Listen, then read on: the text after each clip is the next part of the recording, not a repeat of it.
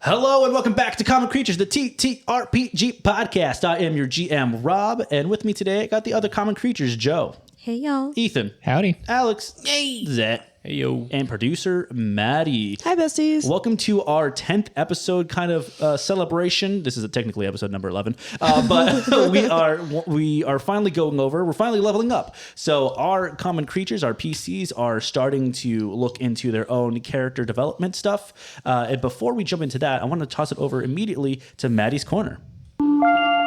Hello, friends. We cannot do an episode without Maddie's Corner because I have a lot of questions to ask since I'm a certified yapper. I have 2 degrees, so I can say that in yapping. Okay, so my question for this episode, if this group, so just everyone here, was in a horror movie, who do you think would die first? Ethan. Everyone's going to say me. That's Everyone's Rob, going to say me. Quick reasoning. Why do you think Ethan would die first? His ACL is non-existent. It's on planet Mars. It's gone. It's rip. I don't think that's true. I guess Alex is currently raising his cane. You know what? No, I'm still. I don't think Ethan is a poor decision maker overall. I just think that physically, I think he would be he'd be running, he'd be really, really good, and then he would trip and hurt his ACL. That's truly what I think it would be. Joe, what do you think? I love you. Oh, But you, I think you would just be like, oh, I don't want to do this. Or you're a very honorable person too. It can go either way. You would try to save as many people as you can. And then you'd be like, fuck it, I'm getting my dogs out of here. And then the process of that, be killed, shoving the dogs out of there. Yeah, I'd be like, yeah, definitely the dogs. They'd be like, go, and die. Ethan, what do you think? I would just like to point out that the first combat that we got into, Joe went down 3 times. Okay, shut up. That's GG, that's not Joe. True. They look different. One's a baddie. Okay. I don't know. What the fuck My is wife that is supposed to beautiful. mean? I'm a married man. Vampire baddie. I'm going to say Maddie because nobody's going to say Maddie. Oh, And How creative. How creative. I just want you to be included. He said women's suffrage. The one time Ethan thinks about me and includes me, it's you're going to die first. He's like, who's going to die? My wife. Yeah, definitely. Alex, There's what no about you? reason. That's annoying. We'll talk about it later. Yeah. Alex. Robert, I'm so sorry. Oh, okay, I heard that. I also think you. Okay. I do think you die. And it's mainly because the terror in your eyes when we put that liquid Band-Aid on in high school. Big true. That I can just imagine you getting bit, being like, Chavez, I'm scared. Zach, who do you think would die first? I think I would have to know what kind of monster we're dealing with in this specific scenario. I was thinking natural disaster, but Yes. Okay, so No, but I think he Horror- means horror- what kind of zombies, right? Oh, sorry, I'm going zombies, but it's a horror movie. It's Well, not it's a necessarily- horror movie, yeah. so just think Texas Chainsaw Massacre, very just horror-esque, Jeepers not Creepers. really vampire, zombie, not what I'm really thinking. Say Michael Myers I would just go Alex because of the purely because Ethan can't run or can't move agile from side to side. But I think just in a straight run away, yeah. I think he the would unfortunately. No, that's fine. Way to pick on the guy with disability. No. Yeah, well, I think the adrenaline would not just the kind of monster kick here. in at that point. See, but I also come built in with a weapon. True. You're so right, which is why Rob didn't say you. and if you can defeat the Texas Chainsaw Massacre, then you deserve it. The guy with the wood cutting thing. So I would have to say either Ethan and Rob Damn. for Nobody Ethan or believes. Rob for 2 different reasons. I feel like Ethan would be too cocky, as we've seen before in Never. many of your battles, and you'd be like, guys, no, like everyone would try to game plan, and you're like, no, I literally got it, and then you're immediately dead, and then Zach's like, I don't even feel bad for you, and then. That sounds pretty accurate. I'm not gonna lie. Right. And or Rob in a very Finnick-esque vibe where he sacrifices himself for us. And also partially Rob's like, I'm just fucking exhausted. So if I can just like save y'all in this way, be heroic by not doing anything. Robert's that like, would I didn't want to be great. alive before the horror movie. Clock it, Maddie. Clock it. Yeah. So those are my 2 thoughts for those 2 reasons. So Rob, please take away this very special episode now. Yeah, of course. So we are currently face first into our laptops and stuff, checking out a couple of different upgrades to these bazooka. characters. And I know some people have already made a couple of theirs, but we're also going to take this section to have the players ask questions, and I want to talk to them about, guys, first off, what are y'all thinking of the story so far of this? We finally we've made our first big milestone, really. We've done a couple of really cool stuff, like lower the water of the dam. We've met both sides of Willow Shore, both Northridge and South Bank. So overall, how are y'all feeling about the story? Well, also that was our first like big boss, right? Yes, exactly. Yeah. So it's your first sort of overthing. You're finally going to be able to go in and free downtown Willow Shore. So yeah, how are y'all feeling? I mean, I feel this fight was definitely supposed to go very differently. It's really funny because like I do a lot of research for this sort of stuff, and like I go in like the Reddits and the forums and stuff like that to see like what other people do, and I've never seen anyone ever incite a Jinkin rebellion against a Gurgle Gut. So I'm like, oh, that's amazing that I get to like play this. And like I was like stressing yesterday. I was like, oh my god, how am I going to do, like, am I going to put traps down? Am I going to do this? Blah blah blah. How many Jinkins would run away in this sort of situation? Like my original idea, just to pull like the cover off, was, if y'all guys are going to do the firebombing thing that y'all guys wanted to do, I was going to roll a D8 and see how many of these Jinkins run away. And the rest was just going to be a fight. So being able to see how y'all guys' brains overall really works is very fun and very interesting. So yeah, how do y'all think overall about what's been going on? Yeah, I think that we are doing a really good job of kind of making this story, like you said, just our own kind of version.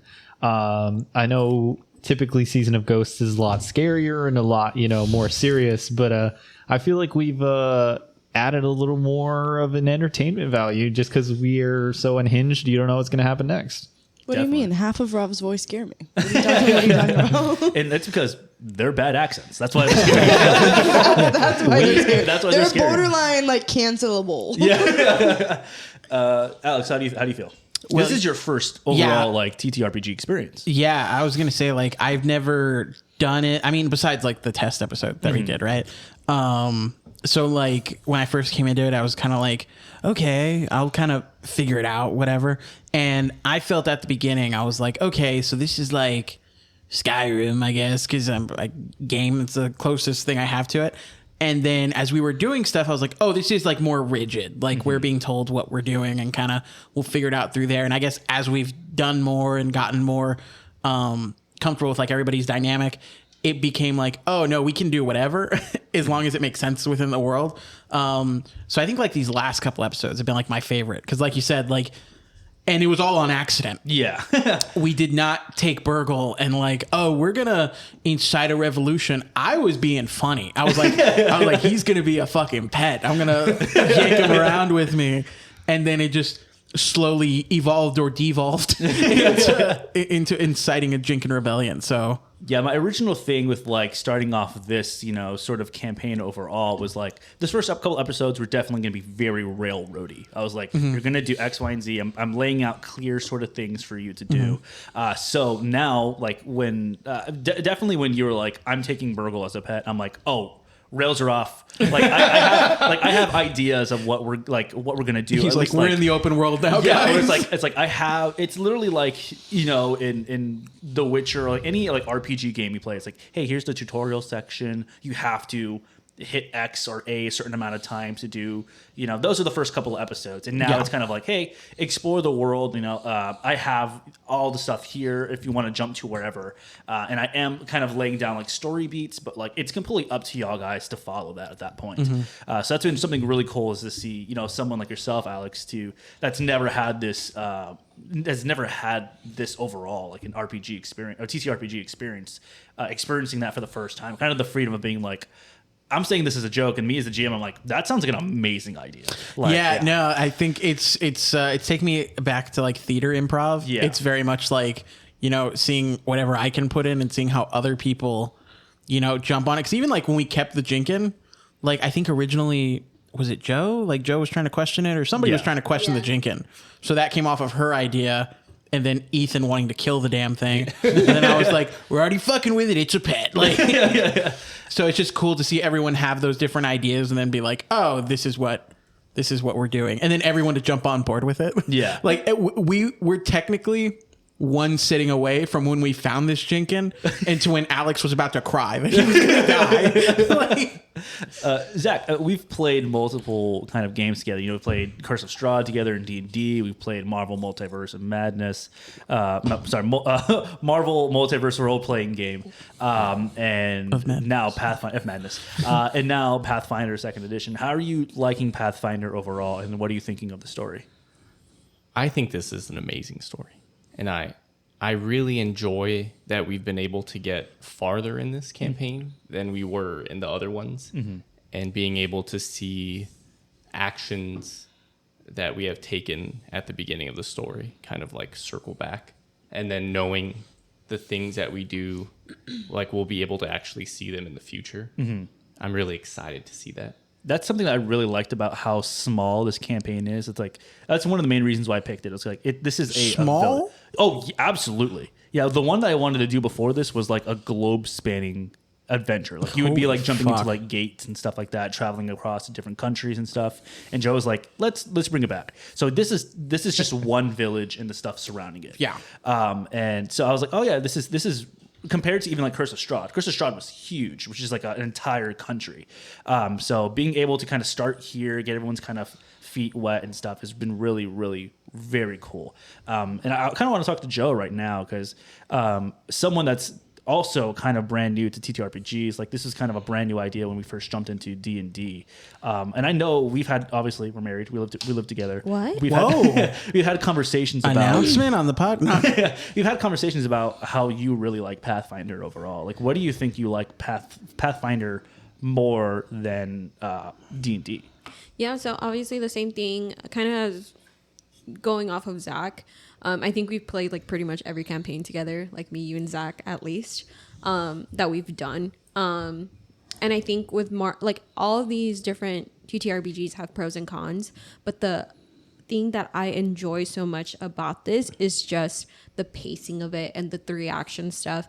I think with D&D and also like the Marvel one, there is only so much you can do within one turn, so that really like prolongates the whole encounter.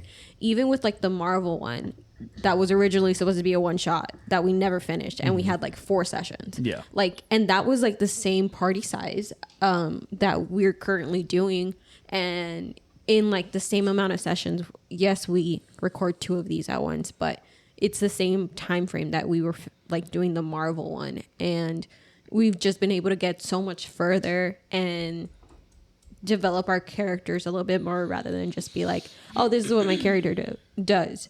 And so that's super, super interesting to me that like our characters have backgrounds and they're not just like going through the motions. But yeah, I'm enjoying this one a lot more than like D&D and Marvel, but I think it's just, again, because we've been able to get so much further, to Zach's point. Yeah, I think like one of the really cool things about, especially doing this and having the ability to record it and make a podcast and stuff is that, yeah, we are able to do things we've never done before. Like really create backstories. I mean, we did Curse of Strahd. It was like, oh, hey, like I kind of pivoted away from like a home brewed thing of like, high schoolers being sucked into the Curse of Strahd book. And y'all guys are like living through this to, the Marvel multiverse, which is like, hey, you're kind of rigidly stuck into these boxes of playing these characters from Marvel lore. Like Zach played Juggernaut, Joe played Domino. So it's kind of like, hey, you're kind of stuck into this one idea. And if you don't really know too much about the character, you don't really feel like you can accurately be that character. So I do want to jump over to Ethan, who I do think is really taking a really big dive into like lore overall, as both character, background stuff, but other character choices that you're making. Do you have a specific kind of thing that you're liking most about the story?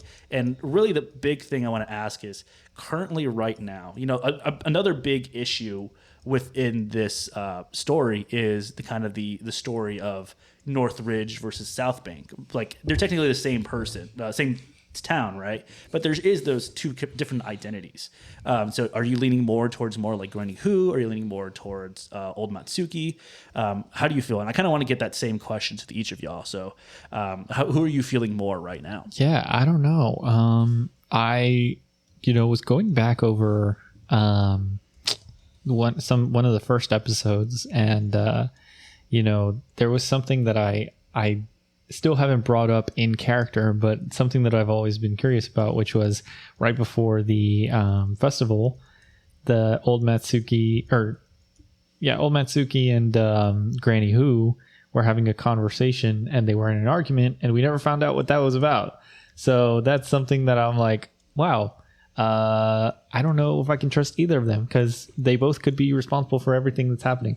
I don't know. Tominari, I think, is kind of not feeling a particular way about either of them. He just wants to, kind of get back to his family. Now he found his family. I think that'll, play into kind of where he lies his allegiance, because he can kind of be blindingly trustful of people. But yeah, that's I think where I am right now currently. Nice. Alex, what about you? How do you feel overall about like the conflict between the two parts of the city? Yeah, well, when I was building the character, because for as much as like, you see the name of the character and it's like a fucking joke, there was some thought put into it, and I really was like, Shithidion doesn't like people. He's kind of on the outside of everything.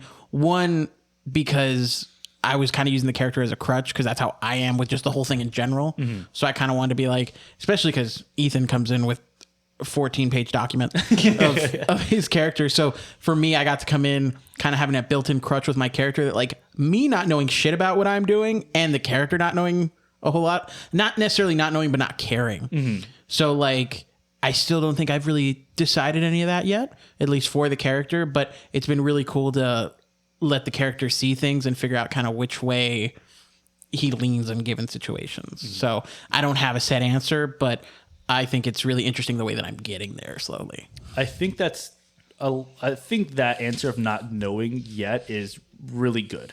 As like things start to progress a little bit more within the story, I'm really excited to see kind of how feelings turn, because I know how they've each kind of talked shit about each other, right? Like they've both been like, I don't like the other person. Yeah. Like I may respect them, but I don't like them, sort of thing. Yeah. So Joe, what about you? Are you feeling kind of the same way, where you're like, you're kind of iffy, you don't really have a particular sort of thing, or did you vibe with one side more than the other?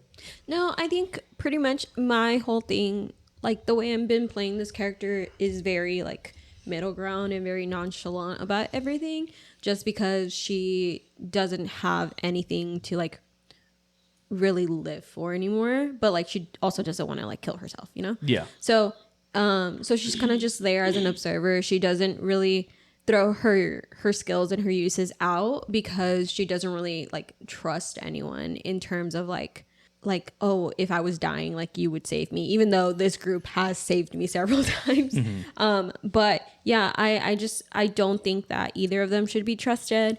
I think both of them are very sketch. They have their own agendas. They have their own things that they want to accomplish. Yeah, the city has like a common foe right now, but at the same time, like they can still get what they want. And so kind of doing their bidding in a source, because we're clearing up the town. When they fucked us over at the beginning, is like, I think we're just going past that. But I'm, like Ethan said, I'm really excited to explore and eventually find out like a lot of these small little details that you mentioned in the beginning, but we haven't really like explored a lot. Mm-hmm.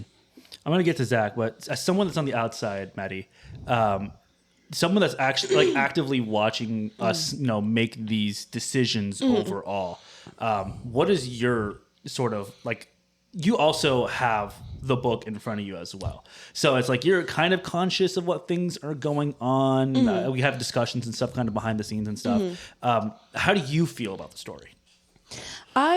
So I love being behind the scenes. It's so fun when I get to see things that y'all can't see and that only like me and Rob can see. And I'm like, oh, they don't know they're about to go up against like these 4 demon dog whatever things. So I'm always curious how y'all are able to come together as a team. Yes, strategically, but because of how unhinged y'all are, I'm always excited to see how comedic y'all can be while trying to kill. Like I remember the boats when y'all had to fight like with the boats. That was so like I remember y'all made it so much more complicated than it needed to be, and I could see Rob was like partially dying in the sense of like y'all are making it so much harder, but he also loved it because it was just so great and it's so y'all. So I think I love like learning behind the scenes as well, like what to do and what ideas, and I love the character building. And even though we're not all like, I know a lot of us, grew up doing theater, as we talk about a lot, but I've noticed everyone come out of their shell so much more in a different way while character building and while talking to people among the journey, and we're getting more comfortable. Well, not really me, I'm not doing the voices, but y'all are getting more comfortable doing the voices and becoming your character. So it's so like I remembering the names is hard. I never remember Zach's name, and he's right next to me. But I really just do think it's super cool, like really visualizing all that. I'm trying to figure out what else to say, but yeah, I feel like that's like the biggest thing that's fun for me. And what's also super funny, just like a funny thing, is like 90% of the time I'm doing social media and stuff on my computer, so that's why I'm like locked in on this on my phone. But then I'm like, y'all will say something so unhinged, I'm like, what? Like I like dissociate for a minute, and I come back and like Alex is baby talking to the like thingy again, and I'm like, y'all gotta stop. All right, so we'll go ahead and jump over to Zach next, and then let's go over the choices that we've made for our characters, and then I have one more final question to ask at the very end, and we'll wrap up. So, Zach, what about you? How are you feeling about the divide between Northridge and South Bank? Yeah, I feel like we haven't really gotten far enough into that story to really see the main tension that is in the history of these two. And all we've really experienced is the subtle jabs that they've made at each other. So I'm interested to see. Obviously, I'm with the North side, so I'm gonna take their side regardless of what happens in this story.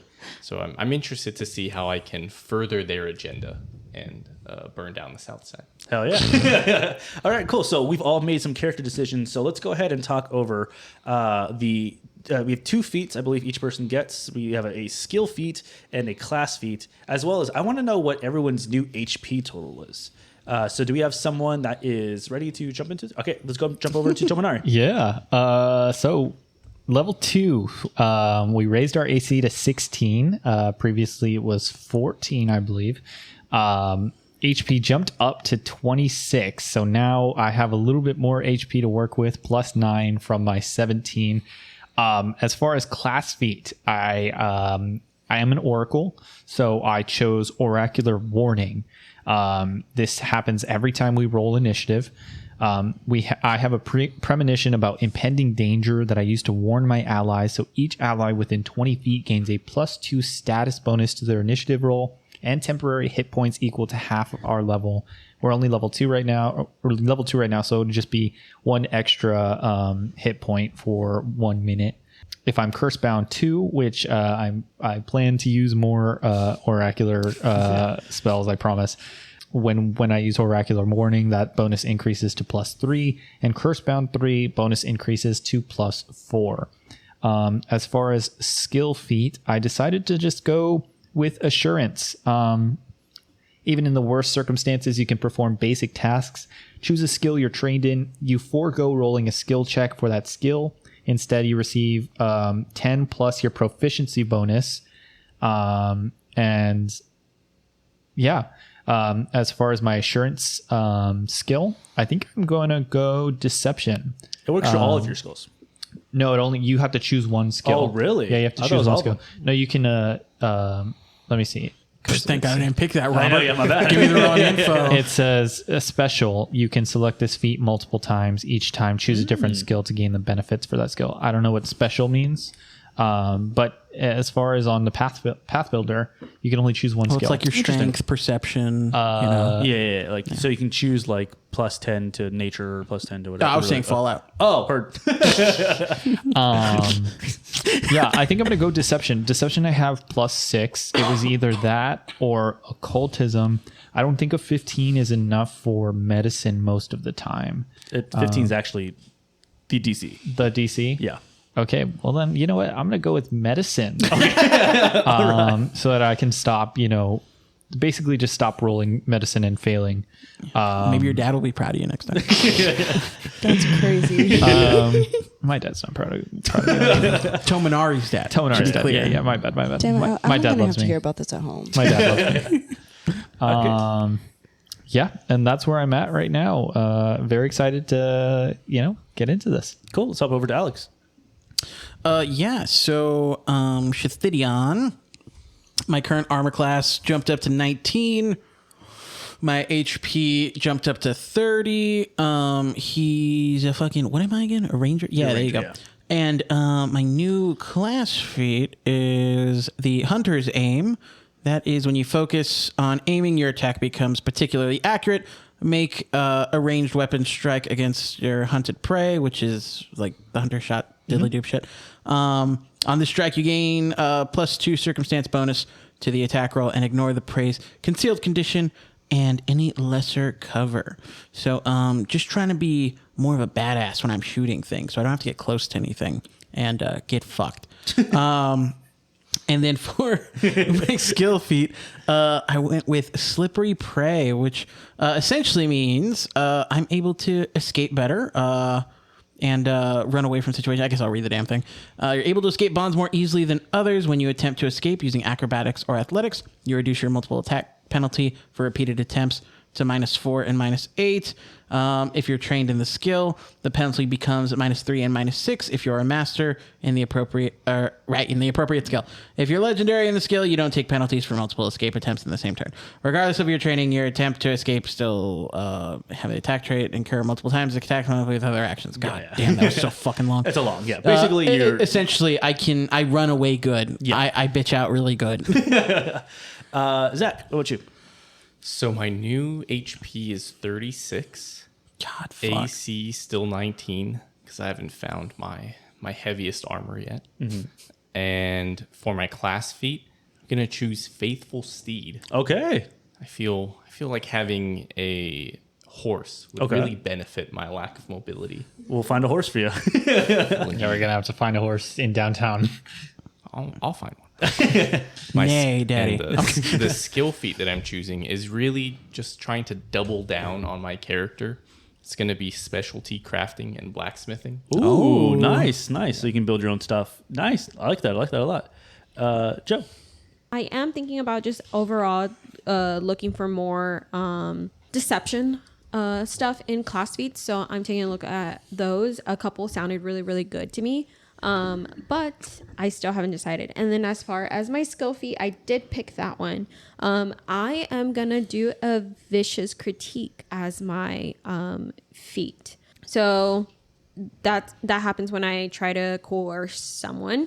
I have an eye for detail and a mouth for pointing out flaws, which makes it easier to convince merchants and crafters of King's Heart to help you.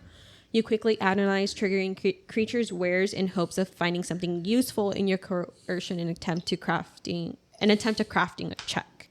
And then, critical success. You have plenty to work with, and you can leave your targets shocked with your analysis. If you roll a success on your intimidation check, you get a critical success instead. And then, the successes are the same, failures are the same, but failures, I take a -1 to circumstance. And then critical failure is -2. So Cool. All right. Yeah. So that is what our level 2 character. Oh, and my HP went up to 26. nice. Hey. That is what our characters are going to be looking at level 2. So just a final question overall going out is going to be, what are y'all most looking forward to coming up? Pretty simple overall. I know we're finally getting into downtown Willowshore, so story-wise, character-wise, just playing game-wise, what are you most excited about? We're going to start with Ethan. Seeing how the Cursebound condition ends up playing out. yeah, really kind of just learning more about this mystery. You know, we've done a lot of things. We're already at episode 10. We've done a lot. We've killed a lot of creatures. I feel like we don't know what's really going on. It was kind of an invasion. We really don't have a story, like Beginning not of a story. Right. We don't have a In lot media of res. That's what it's like. Oh, you start in the middle of action. Oh, right. Yeah. I didn't like that. I just like, I feel like there's so much that we still need to sort of uncover about this mystery. So I'm excited to kind of get into that and see a little more. It feels like we've been in a lot of like kind of hand-to-hand combat. I definitely know that there's some magic things going on that we're yet to get into. So I'm excited to get into that. Nice. Zach, what about you? I'm excited, obviously, after we defeat these enemies and get all of the gear and treasure that they have. I'm excited to just get my hands dirty in blacksmithing. Nice. Just really Start building stuff. Yeah. Yeah. Start building stuff, kind of like embedding Lady Nyambo's just like essence onto everything that I make and slowly Insignias. spreading that. Love that. Alex. I'm excited about picking what the fuck my voice is supposed to be. 'Cause sometimes I'm Shithidion and I'm just Alex, and other times I'm like, "Hey, buddy, what's going on?" Very Marcellus all of a sudden. But I'm also excited about seeing like kind of like I was mentioning earlier. Everything we were doing kind of before was more like, you know, Ethan does this, then Joe does this, then Zach does this, then Alex does this, and now it's becoming more like this is what we're all doing together. Mm-hmm. So I'm excited to see more of that, like more of the different collaborative ideas we come up with as things keep going. Nice. Yeah, and I think just to tag on to that, I think building our relationships. Okay, he stole my answer. Characters. My bad. I apologize. Go ahead, Joe. No, finish your thought. I would much prefer if you did it. What are you looking forward to, Joe? Thank you, Alex. I am so glad you answered. You asked. But no, yeah, just kind of to echo off of Alex and only Alex. Our relationship, our characters have within each other. Like, yeah, it's really cool that we are talking to everyone that we come across. But at the same time, like, I feel like we are individual people still. And this last battle was the first time where we like defeated something big together, and none of us really got hurt because we found different solutions to approach that and like get it done. Like, I don't think it touched any of us, right? Yeah, I don't think any of Yeah, us- it didn't touch any of us, and that was because like we started bouncing off ideas 2 sessions before. We're not always gonna have like that luxury of like being like, oh, we know what's gonna go ahead, but with everyone's like grip of their character now, I think we all should have like a pretty good idea of like what our character is capable of and like where my weaknesses lies and like where Zach's strengths are. Where Zach's slow, but he's a freaking tank. Yeah. Even in like how we separated loot, like when we were like, oh, we should have y'all take more of the health potions, not because your characters aren't good, but because y'all are more in it. And when Zach is in it, he's more armored. Like he can take it, and y'all can't necessarily as much. Freaking what, 36 HP? Dude, That's crazy. wild. Overall, I'm very excited. What are you excited about, Rob? I'm excited to just kind of behind the curtain. We just finished chapter 1 of book 1. Damn, I didn't know that. Chapter 2 is going to be way faster, I believe, because most of it is just downtown stuff.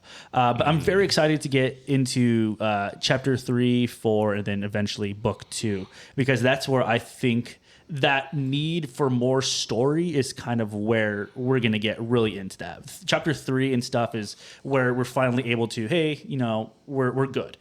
So now it's like, we're not worried about downtown Willow Shore anymore. We're just worried about What's coming next. Exactly. Yeah. Like, let's solve the mystery of why everything happened. So I'm going to hand it over to producer Maddie to talk about some stuff she's very excited in, especially some new stuff that we have possibly coming up in the future. Oh my goodness. Okay, there's so many new stuff. Well, what I'm excited about not to steal from literally all of you,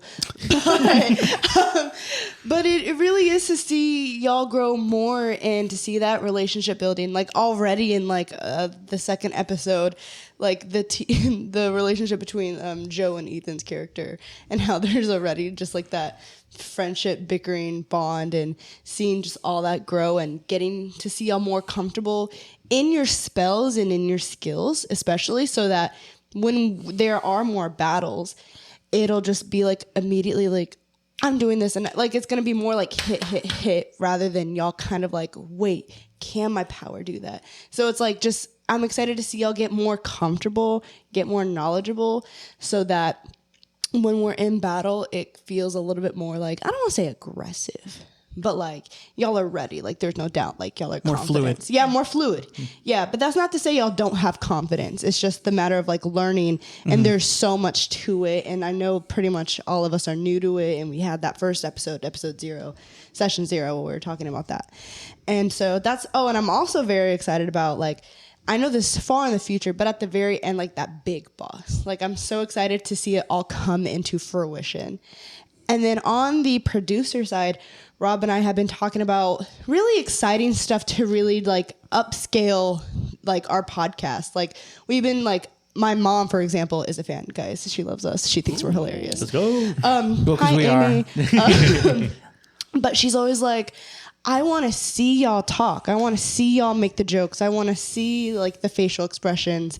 And so Rob and I have been talking about potentially getting cameras and figuring out how to make Rob and Joe's beautiful living room into a podcast vibe, so that we can like invite y'all in visually, not just like within our audio. I'm thinking take down this wall. Yeah. You're so right. Yeah, take down the whole wall, actually. So, and then it's just playing around with, okay, like what backdrops, what's the vibe, like fun decor stuff. So Rob and I are talking about that. I obviously made a Pinterest board because that's my life. So we have super fun, exciting stuff on that producer backside. And a few social media surprises that I'm just gonna keep in my head for right now. But they're really hilarious, and I did make Rob chuckle, so I feel like it was a good idea. So yeah, that's all I got. Well, thank you all for listening to this very special 10th episode podcast celebration. We are very excited to bring on the next episode, and we'll see you next week. Bye. Bye, friends.